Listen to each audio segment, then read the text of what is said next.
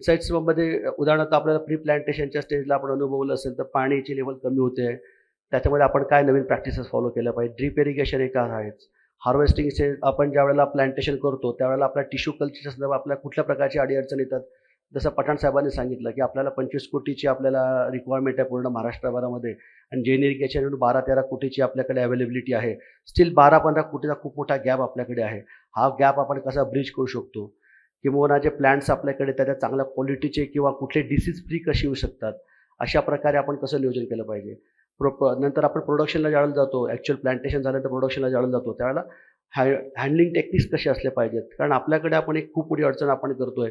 Particularly यावर राव्या तालुक्यामध्ये बोलायचं म्हटलं तर जसं ह्यांनी सांगितलं की महाराष्ट्रातला साधारणतः 52% केळी एक्सपोर्ट ही जळगाव जिल्ह्यातून होते.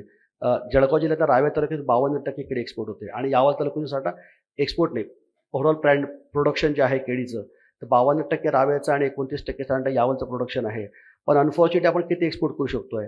आपण फक्त 8,000 कंटेनर्स काहीतरी सांगितलंय आणि अशोक भाऊनी सांगितलं आपण 25,000चं आपलं टार्गेट आहे आणि पठाणजींनी सांगितलं की 50,000चं टार्गेट आपण घेऊन चाललोय. पण ते टार्गेट जर आपल्याला अचीव्ह करायचं असेल तर इन्फ्रास्ट्रक्चर क्रिएट करण्यासोबत दुसऱ्या अडचणी कुठल्या आपल्याला, त्यातली सगळ्यात मोठी जी अडचण आहे, जी आपण बोलू शकत नाही आणि बोलू पण नाही, परंतु सांगतो, ते सगळ्यात मोठी की चिलिंग इंज्युरी. तर चिलिंग इंज्युरीसाठी अशोक भाऊ खूप बऱ्याचदा डॉक्टर साहेब मार्गदर्शन करत असतात. पण चिलिंग इंज्युरी का येते पर्टिक्युलरली यावर रावेरच्या क्षेत्रामध्ये? आपण जर बघितलं तर रावेरच्या या साईडला आपण सातपुड्याच्या वडरी, चोपडा या साईडला गेलो चिलिंग इंज्युरी कमी होत राहते. त्या जामनेर साईडला गेलो तर चिलिंग इंज्युरी कमी आहे. पण या साईडला चिलिंग इंज्युरी का जास्त आहे विशाल भाऊ? बरोबर ना? त्याच्यामुळे आपल्याला एक्सपोर्टच्या अडचणी येतात. म्हणजे जशा त्या अडचणी एक्सपोर्टसाठी इन्फ्रास्ट्रक्चरच्या आहेत, सायमल्टेनियसली चिलिंग इंज्युरीची सुद्धा आपली एक अडचण आहे.